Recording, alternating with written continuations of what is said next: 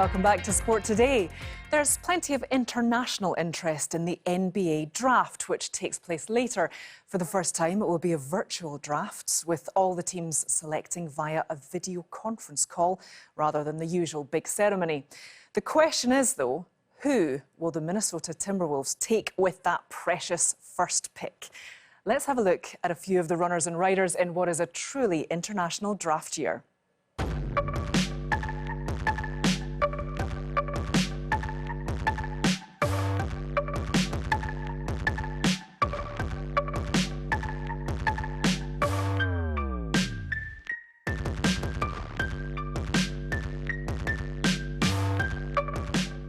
I just feel like I can score the ball. I feel like my playmaking ability is underrated, so I feel like those two things help a team tremendously. I worked out for the Warriors, the Timberwolves, and Charlotte. Like, I'm always smiling, I'm always happy, and I'm just a good spirit. I'm kind-hearted, and I'm just competitive. I'm ready to go, and I'll just be happy with, where I fall.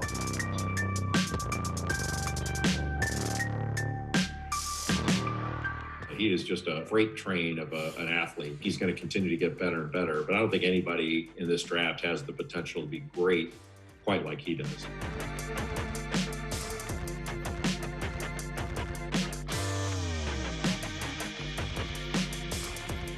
I don't really compare my game to anybody but myself. Being the #1 pick, definitely holds a lot, but I feel like I was born for it. So, you only go through this process once, so I'm really just enjoying all of it. I feel like when you go overseas, it's a whole new different style of play, something that you could just add to your arsenal. So I feel like it helped me in that aspect.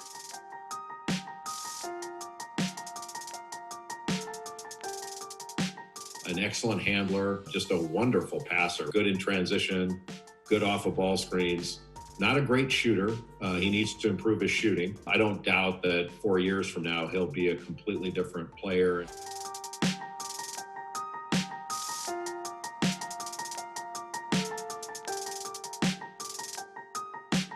I have good coaches around me and good environments for me to improve. I'm a guy who likes to improve, who's looking forward to improve. And at the end of the day, I'm playing basketball, I'm practicing, I'm doing the thing I love. So I might as well go in the gym, smile, put some music, work on my game, and just love to improve, smile, and be myself. Big man, skilled player, a guy that can guard multiple positions. I think Abdia is going to be a top 5, top 6 pick and has a chance to be very, very good. It's going to be exciting. Now, let's take you back to 1984 when Nigerian basketball hit the headlines, when Hakeem Olajuwon was selected first overall in the draft, ahead of the great Michael Jordan. Well, it took another 10 years before the NBA drafted another player of Nigerian descent.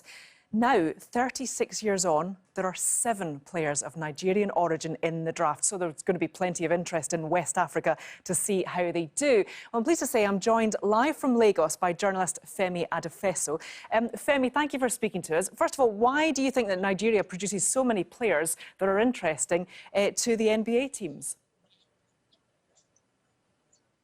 First of all, thank you for having me. Nigerians love sports generally. We're a sports-loving nation, and we have very close ties with the United States. Every kid who can play basketball dreams of going to the United States of America, and we sort of just have this thing where we try to find schools, even kids themselves, go online, try to look for schools where they could, end up playing, and a lot of migration takes place in terms of sports scholarships out here. And so year in, year out, you see more kids going out, parents also leaving and allowing their kids to also try out.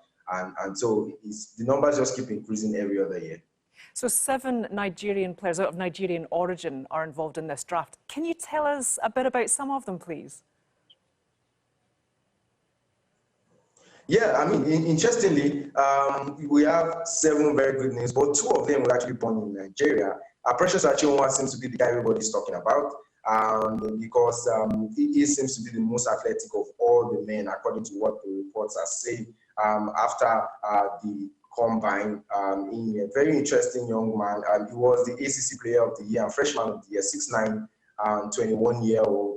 He's known to be an elite defender. He has the skill set, he has the body type, and he's being touted to be one of those guys who could transform into those players that will be very good on both ends of the court. Another guy is Azubike Udoka, who is a senior at Kansas.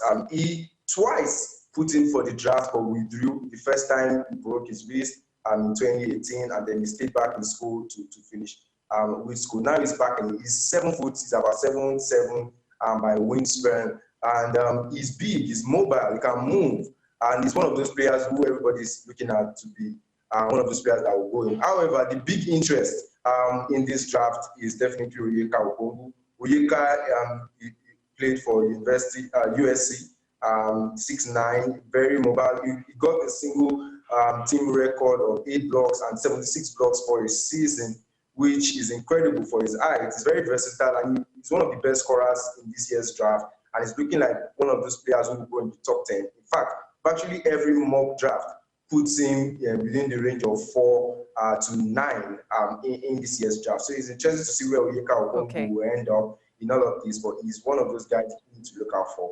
Another interesting guy is Isaac Okoro. He's the shortest of this crop Femi, of Nigerians. we're going to have to leave it there, I'm afraid. 7 players, we'll be looking out for all of them in the draft. Thank you very much for your time. Thank you.